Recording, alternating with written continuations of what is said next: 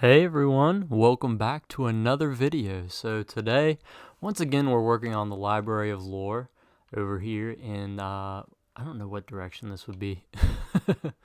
Western part of the city, eastern part? I'm not for sure. But anyway, so we're going to be working on the Library of Lore again today, both inside and out. So I promised I would finish up a little bit more of the details and also some of the landscaping. So I did just that. Let's go ahead and hop up here, see if you can see it a little bit different. But I added in some trees. They look decent. They're all right, but I think they really add some atmosphere once you get a little bit closer.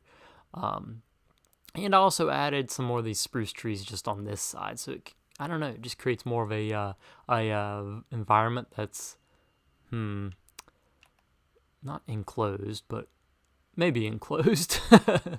So it blocks off a little bit of your sight lines. I also went ahead and put in the path that goes through here to the library. So it's nothing too special, and I think I might put something out here out front eventually.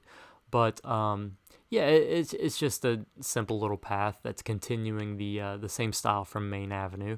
This isn't an extension of Main Avenue really, but we're just going to leave this as is, as a driveway, until we decide to name this. But I also put this kind of fence area in to separate the river, and so it's nothing too special, but I think it looks pretty good. Got these little pillars. They kind of look like little lighthouses to me, so I just thought that was kind of cool. And then I blocked off this area. We're not going to go in quite yet because I still did some more work around on the other side. So if we continue walking on back through here, so this is the original Snake Way area, back in through here, and there was no trees or anything here. As you can see, I still left the signs.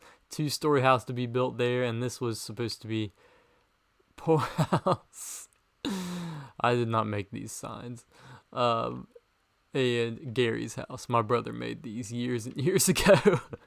But those are there. A lot of this area is his area. So some of these builds, like this one right here, Mervin's house, very cool. And he did that design. So a lot of this stuff over here was his, which he is a very good builder. So that would make sense to definitely keep these.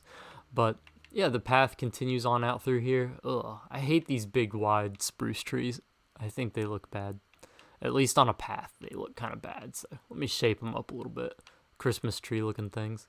And so this is the way up to, the mountain pass up there.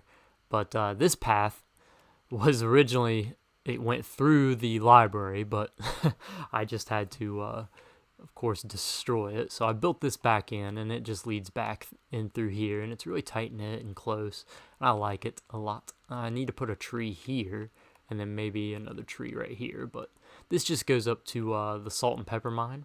Weedles, I think. Yeah, Weedles salt and pepper mine. Because these look like salt and pepper blocks. I don't know. Funny, I guess, but that's where that goes, and then that leads all the way over here to the bridge over top of the river. So as you can see, I definitely need to do some more landscaping over here. It won't make these trees and forest look so strange, but here's kind of a backside of the Library of Lore. I do love it. I think it looks really good. You can kind of see some of the stuff in through the window now too. So I guess because we've looked at all the outside, it is time to look at the inside. Oh, I need to fix that. I need to come in with half slabs and fix all of this.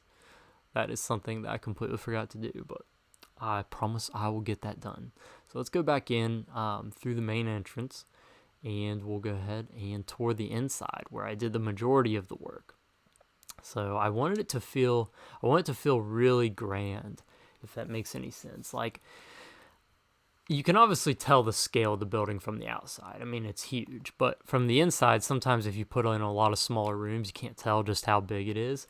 But I wanted this like nice grand feel where you can see everything, but I also wanted to have several rooms and make it feel kind of closed off. And that's exactly what I'm going to do with this. So this main area is going to be this big giant room. So it's pretty much finished as is. Obviously it doesn't have any of the decorations or anything, but the structure of it is in here. And so we have 3 floors. We've got this one, or we've got, I guess 4 maybe. So this main floor, and then we've got the second floor, third floor, and then 4th floor to get up there. And obviously we can get all the way up there, but we'll do that here in a second. And then these like little side areas, I think I'm eventually going to wall them off. Maybe not the ones here on the main level, but the ones up there I'm eventually going to wall off and make the individual like smaller rooms within here. Also, we've got the basement. I don't think this is where the basement's actually going to go. The basement's going to be huge and run into like the sewer system and everything, so that's probably going to move from there, but that's just where I have my storage items. So we've got these 2 staircases coming up. Also, we have this just kind of this pattern going through, so this is just completing and matching the outside. But of course, there's going to be tons of books and different decorations. It's going to be very heavily like cluttered and decorated in here, which I think will be a really cool look. But for now, it's just kind of basic and plain, which is fine. You come up here to the 2nd floor, and so this is what it looks like. So you're going to have these like little walkways around here. Here's the way out, or the lookout there. And so you can walk all the way around here. We're going to have books and stuff lining all of these library shelves and everything. Then we've got the other side. So this is where I was thinking about possibly walling things off. So putting a wall through here, and then making these smaller rooms, and then possibly lowering the size of this staircase. Because if it's not completely open like this, then we don't need a giant staircase. This is just kind of fitting the theme of the area, and we wouldn't necessarily need it. Same thing for up here on the 3rd floor. Might start to wall this off, and then this is where you start to get into the roof pieces, and so you can see that red coming in from the top of the roof, that granite, and yeah, same design, still that same circle design coming around here. It starts to get a little more enclosed because the building narrows as we get to the top. Same thing duplicated on this side, and then you can go ahead on up to the top floor through this little staircase, and this is just like the main areas, the main area, the roof there. And it doesn't look that great. I think I'm going to detail a lot of the roof, and then I may actually make a couple of rooms up here, up in the top part, to just kind of add some more area in here, because I'm going to do this full interior. This is going to have a lot of cool things, and obviously lore, which I will get to now. So obviously I promised with this, the Library of Lore, that we'll actually have some lore. Wow, there's a beautiful view from here too. Might build like a little staircase up where you can view this. Imagine reading a book from here. That's beautiful. But I promised some lore with this Library of Lore, and that's exactly what I'm going to give you all here today. A little bit of taste of the lore. So I think in each episode I'm going to give a little bit of the story of the background of this place, and we'll kind of go from there. So it won't take very long, just about a minute of a little bit of lore reading in the Library of Lore. Here we go.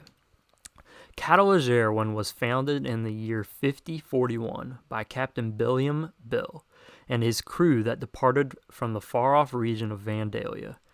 They were escaping from the war-torn lands they knew as home in search of a possible new settlement and eventually fallback point for the armies and citizens of Vandalia. After many months of sailing, Billiam and his crew anchored off the large landmass which seemed rich in resources such as timber, fresh water, and large grassland plains. Little did they know they had set up camp in the region we know today as the Emerald Hills. It did not take them long to find the emerald shards covering the large river's sediment deposit outflow. Curiosity insisted, and they sent teams up the various tributaries until they found the source of these shards, a large cave lined with emerald veins.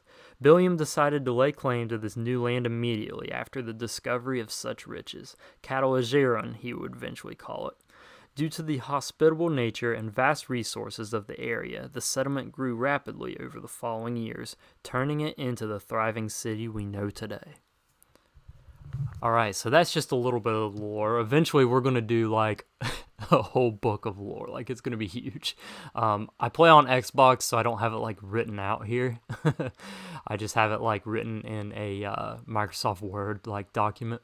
But will probably leave, like, I don't know if I could leave a link to that, but once I finish it, I might transition it over to Google Docs and then leave a link where you all can go and read the full lore book. But I'm also going to read the whole thing here, but just a little bit at a time in each video for now. So thank you all for watching this. I hope you enjoy the Library of Lore and, of course, the lore that follows.